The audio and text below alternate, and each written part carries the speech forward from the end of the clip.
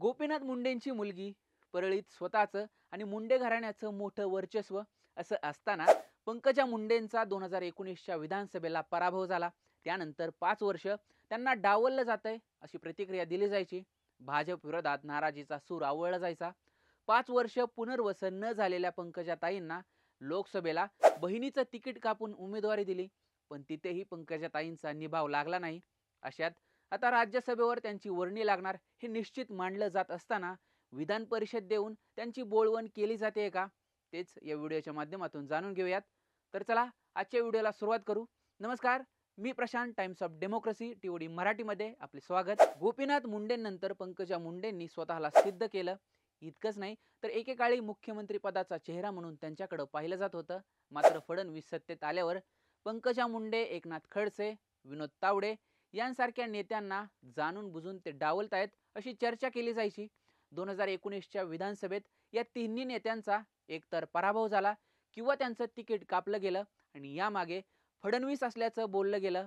मुख्यमंत्री पदाच्या रेसमध्ये कोणालाच त्यांनी येऊ दिलं नाही असे आरोप वारंवार फडणवीसांवर केले गेले. पंकजा मुंडेंचा 2019च्या विधानसभेत धनंजय मुंडेंनी पराभव केला असला तरी त्यांच्या पराभवासाठीही फडणवीसांना जबाबदार धरण्यात आलं.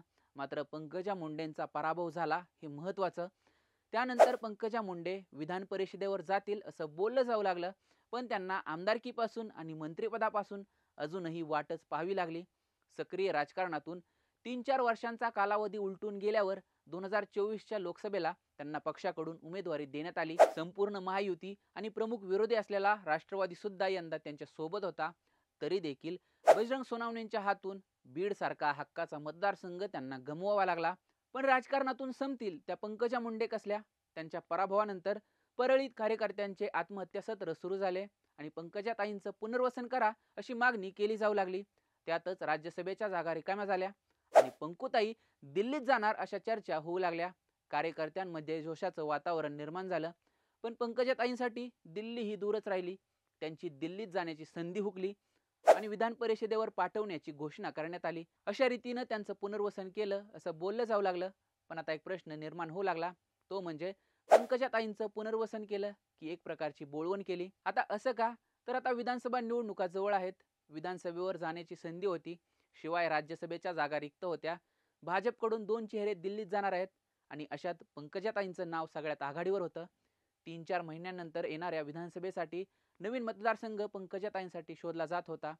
त्यातच धनंजय मुंडे त्यांच्यासाठी परळीचा मतदारसंघ सोडणार असल्याच्या शक्यतांनीही बाजार उठवला होता. विधानसभा जवळ आल्या असताना, राज्यसभेच्या जागा रिक्त असताना पंकजाताईंना विधान परिषदेवर घेणं म्हणजे पंकजाताईंचं पुनर्वसन केलं की बोळवण केली असा प्रश्न आता उपस्थित केला जातोय. खरंच पंकजाताईंचं राजकारण आता संपलंय का? राजकारणात त्यांचं अस्तित्व शून्य झालंय का? आणि विधान परिषद देऊन त्यांची बोळवण केली जाते का? यावर तुम्हाला काय वाटतं ते आम्हाला कमेंट करून नक्की सांगा. व्हिडिओ आवडला असेल तर लाईक, शेअर आवर्जून करा आणि असेच नवनवीन व्हिडिओ पाहण्यासाठी आपल्या टीओडी मराठीच्या यूट्यूब चॅनलला नक्की सबस्क्राईब करा.